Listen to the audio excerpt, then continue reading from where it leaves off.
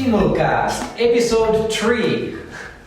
Very good. Again here, not on the same day, not after lunch, after filming episode 2, but on a completely different day and time here at the Skimle head office.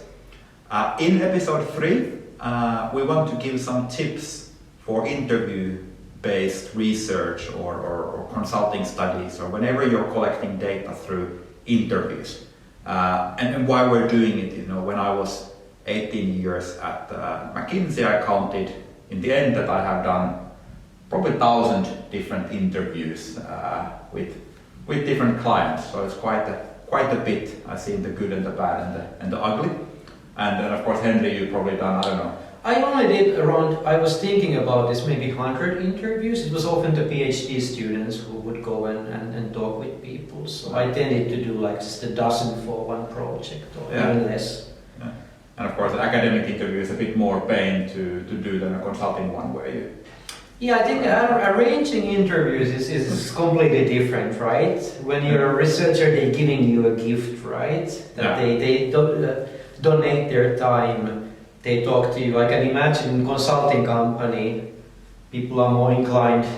They for some reason want to be part of the change, not not the effect of the change. Yes, it of course easier to get interviews and discussions and kind of openness, and it's immediately clear why it's relevant for them and the company. So indeed the same. One thing that we look a lot in academia is how you sample the informants, and it used to be that people had this random sampling or snowball sampling, random sampling being that you try to get a representative mix of people. Snowball is you ask people who would be a good informant. And now we moved almost completely to purposeful sampling. So we think like, who are the people that would be best to give a multi-dimensional view of the phenomenon. But how do you sample informants in? I think what I often did was, let me call it, if we're inventing names to things, it's kind of W sampling. And what I mean is, you start the discussions with the upper management and the kind of the CEO and the team to get a bit of sense of how they see the world, what is important, what is less important. But then you go down in the organization.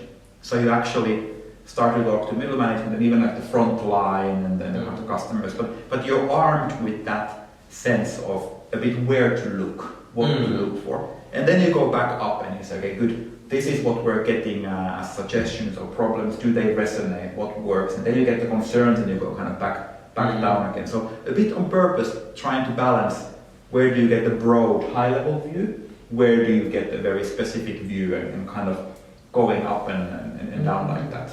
Or if you're doing due diligence, for example, how do you make sure that you have the different viewpoints covered? So you have the suppliers of the company, the customers, competitors, industry experts. So kind of you're looking at from different angles, which I guess is really the purposeful one. Yeah, I think that's, yeah. You want people with an angle towards it, not just average Bob from the street. So that's one tip, don't do convenience sampling. That's when you just sample the people who are most convenient available to you.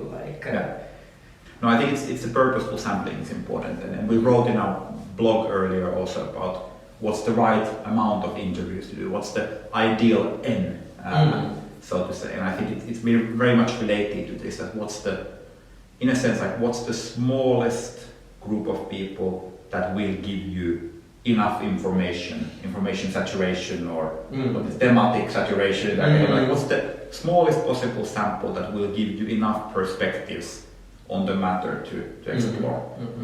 And small as possible, of course, because if you just interview too much, you're wasting time, and your insights are coming too late, which in the due diligence, for example, often there is a bidding time. You have to have the answer in 2 weeks, so then you cannot do 100 interviews, right? Maybe in academia it's also, you have specific budgets, I don't know, or why don't you just interview the whole world every time? Yeah. In academia, there's always this complaint that the number of interviews have crept up a lot. So it used to be 20, 30, maybe like 15, 20 years ago. Nowadays, you seldom see in top journals less than 50 interviews, and sometimes 50, and sometimes even like 80, 90, 120.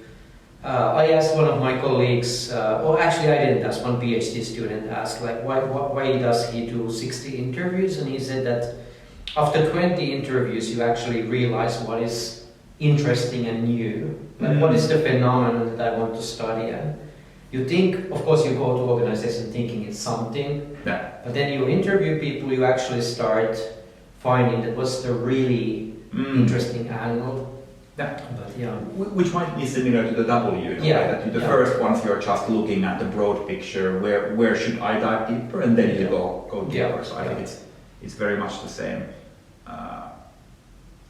Of course, there are also these kind of, I guess in due diligence you already know what you want to find, right? Like the competition, the market demand.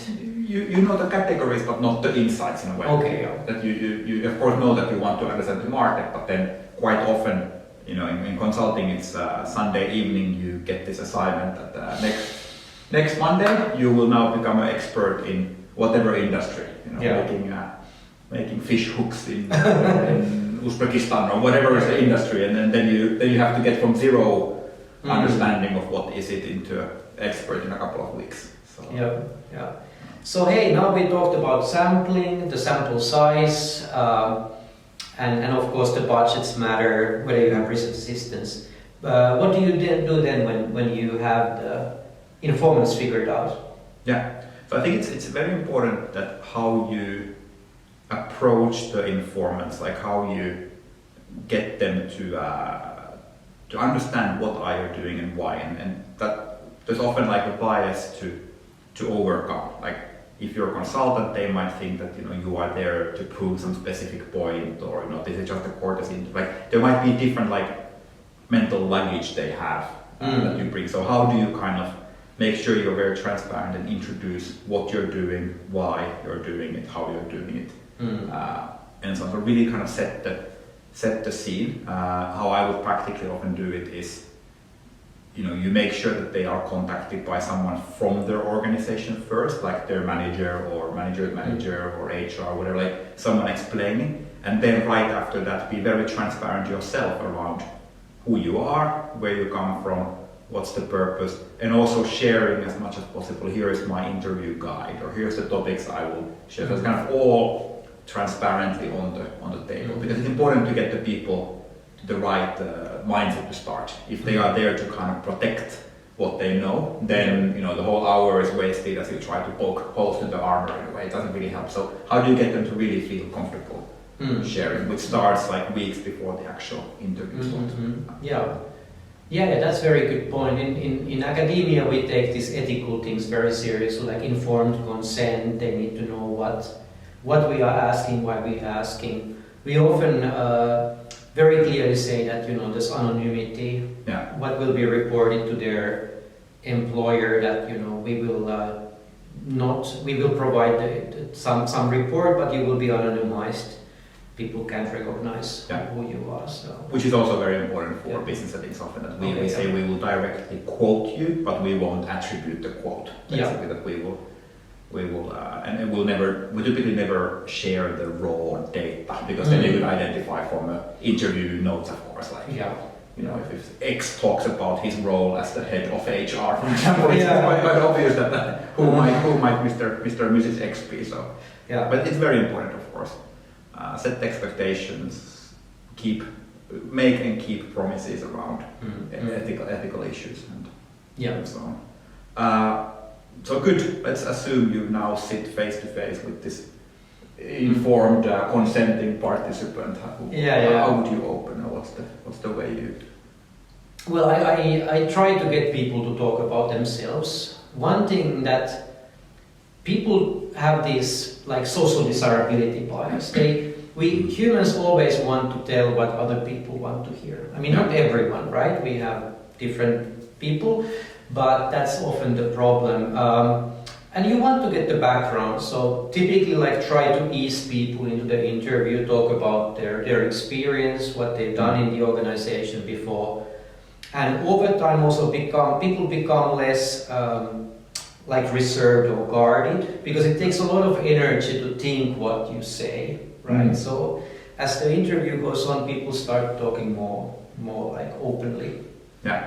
Have you? Yeah, no, I think it's a warm-up phase basically. Yeah.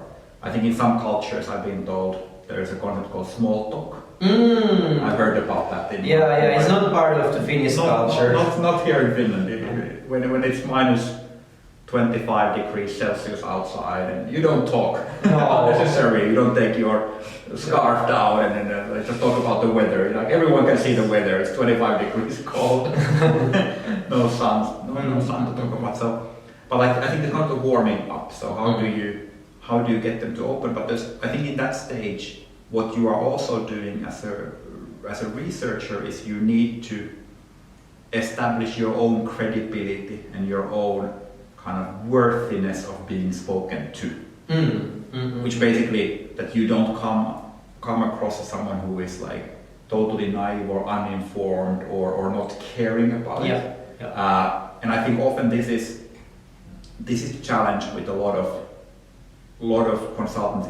If they are very junior, I mean they just started and if they don't really know and they're talking to a CEO or a CFO or someone on the top team, how do you get this sense of that person actually, why would they care about this interview? So I think this, which of course means you wouldn't send your fresh business analyst to the CEO, but often there is this imbalance. So how do you use active listening, your own synthesis, your playbacks, kind of different ways to show that you actually care about this. You are intellectually and emotionally present. This is an important thing for you. So when doing that, you invite the subject then to actually open up. You're not just ticking your own box. It also goes back to the whole interview guide point that don't interview people from a fixed agenda or set of questions in a way, like hello sir, what is your name and title, and tell me something exciting about it. Don't do that. You have to be able to deviate. You have to be able to show that it's a genuine conversation. You are digging deeper where it matters. In McKinsey we said that release your agenda. That's the biggest thing we teach everyone. Is that you can have an interview guide and agenda. You should have it. Release that. Don't stick into it. Otherwise you're seen as a junior person or a robot. I don't know how AI interviewers, for example, maybe that will be the problem, that they are literally robots. Why would I ease up? Why don't I just tell what the robot wants to hear? That's we will have another Skimlecast about AI interviewing, because it's such an interesting and controversial topic. I'm not really a fan of the idea, but marketing people are really looking into that seriously. And synthetic samples and interview. I think that goes a bit too far. But I think the same is in academia, that you need to show that you already know the situation, you have done your homework. Sometimes I remember I got a PhD student to do interviews with me, and then they would ask things like, which countries is your company active in? And it's like this you can find from the website, right? And we only have 60 minutes. It's not great when you show that you're using the time to ask like very simple factual questions. And I like this notion of like the 60 minutes, because that's really the feeling you always, or whatever, 30, but you have a certain amount of time. Your role as an interviewer is maximize the value out of that time. So it's not to stick into the time or go through the time, but really the time is your enemy. Basically, it's like you have 60 bullets basically. You have maybe 12 real questions you can have. That's roughly what you have, or even less.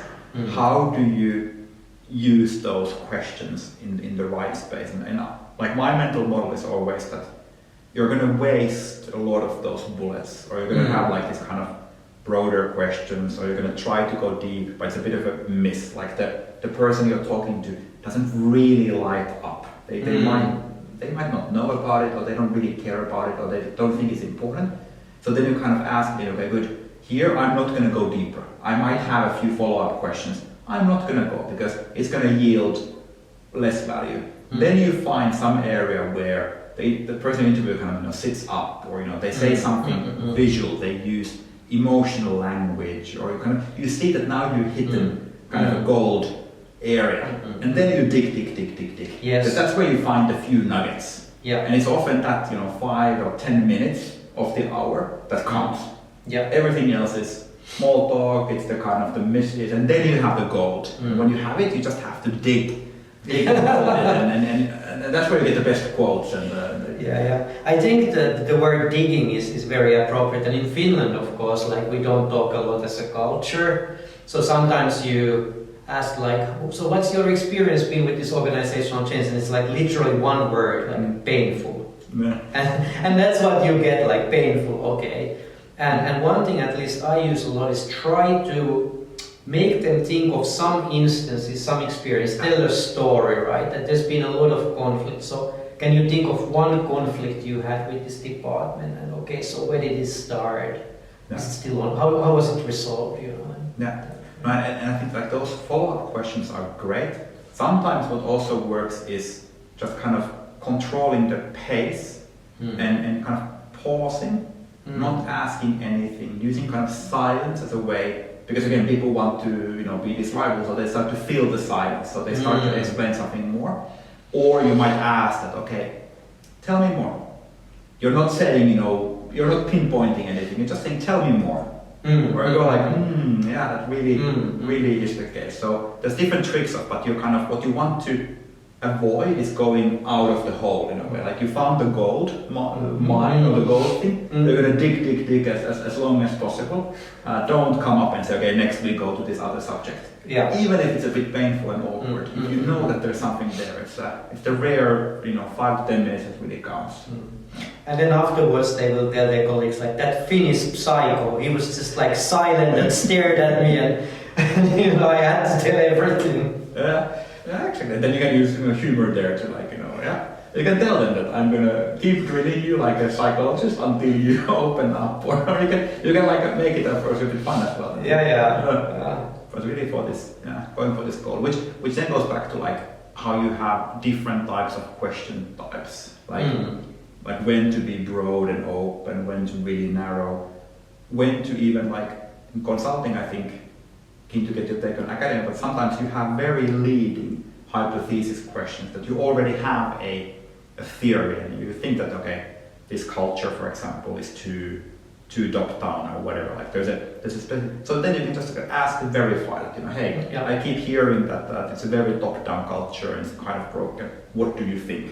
In other cases, you have to be more like talk about the culture, but it's really finding this, not leading the witness, but sometimes nudging them to the right area. In academia, this is like a big taboo is doing leading interviews, but towards the end, when you already gotten everything, then of course you start, whether you call them hypotheses or your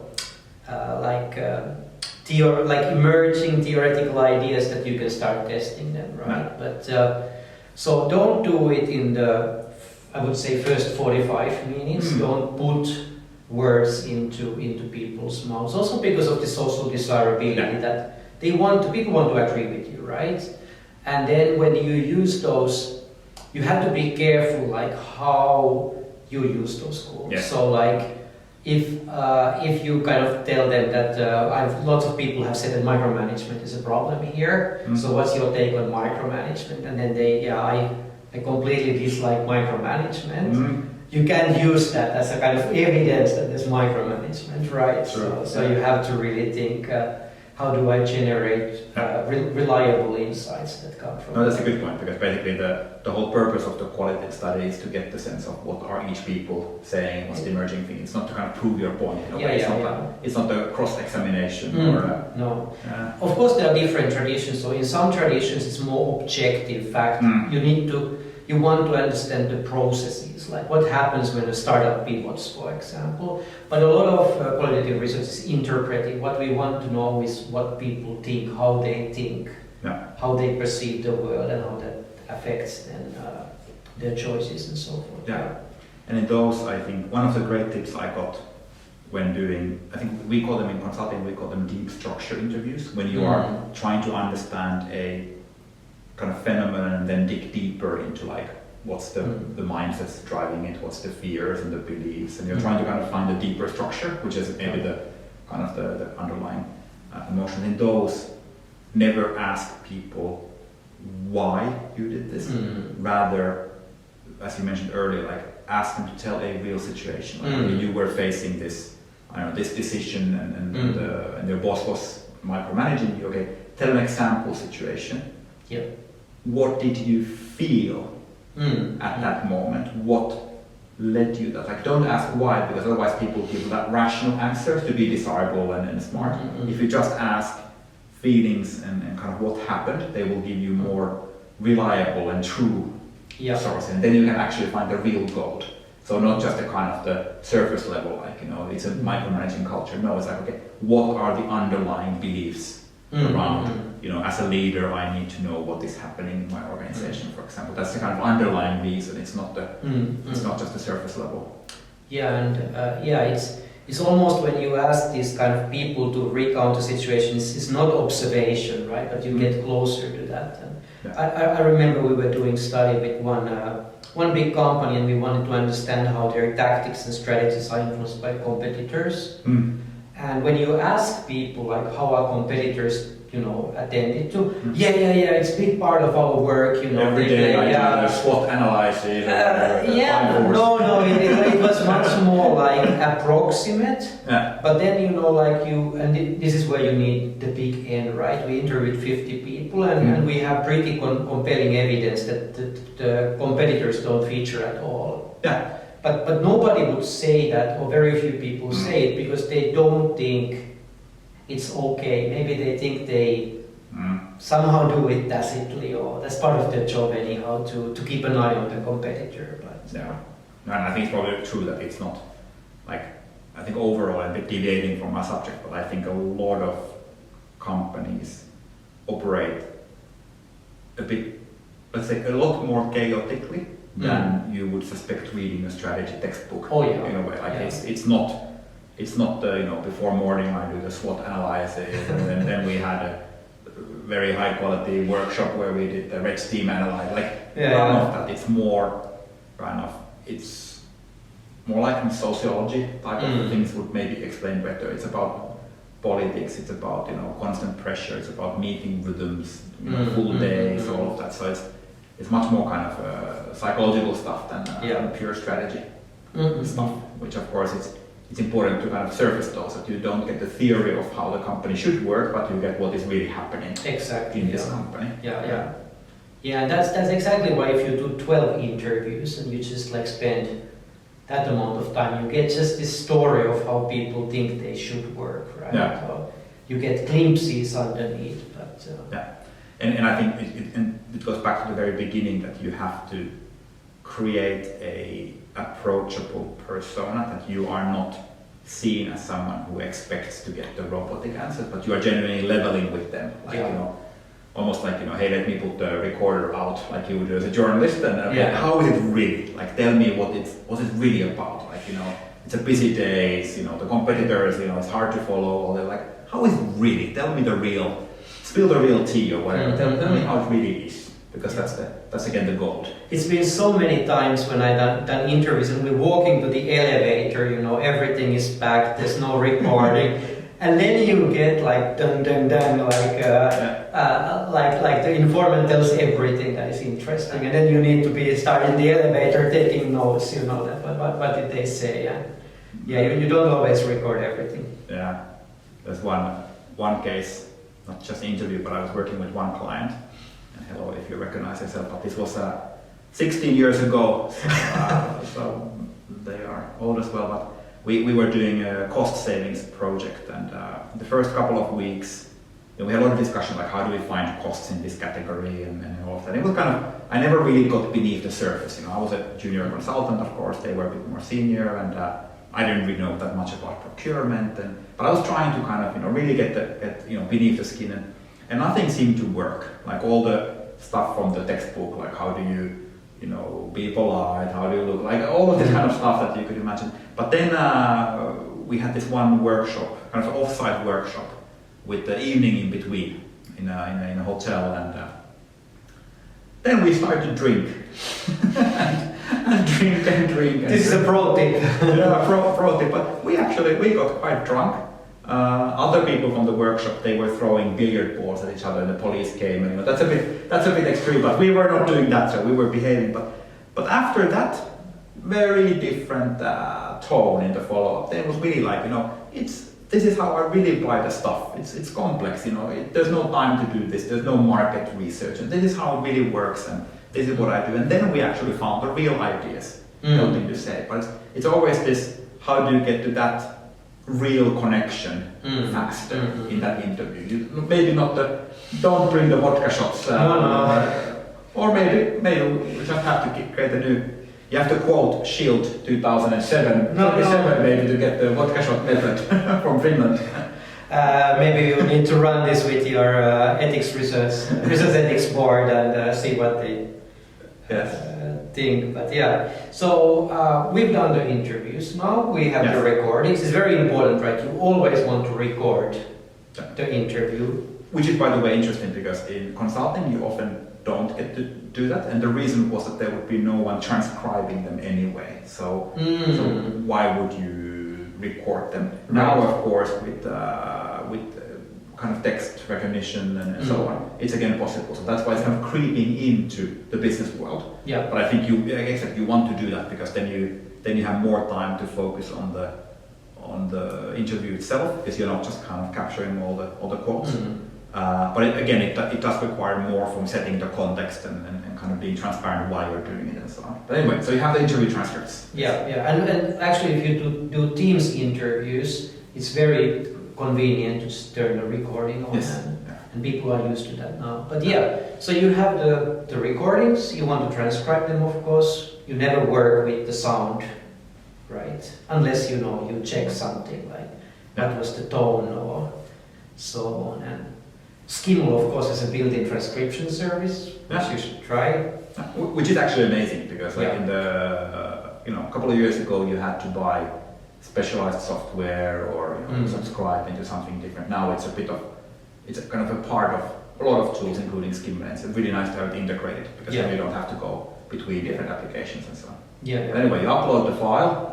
And then you of course check the transcript a bit.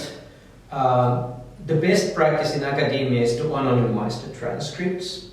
It takes a bit of work. That's what we almost need to promise nowadays, that the data is anonymized. Even if you keep it safe, it's kind of it removes good practice. And then you do the analysis, right? What's the first step? Are we going to go through this as well, or we leave it to the next? We leave it to the next episode of how you analyze through. Should we promise a classic steps, and then how can AI help in all of those? Yeah, let's do that. Yes. And then we'll change our clothes so it looks like it's tomorrow, or then we actually record the following episode a bit later. But thank you for joining episode 3 of Skimlecast. Again, any questions, topics to dive deeper, comments, anything, send them our way, and we promise to maybe take them into account. Yeah. See you next time. Cheers.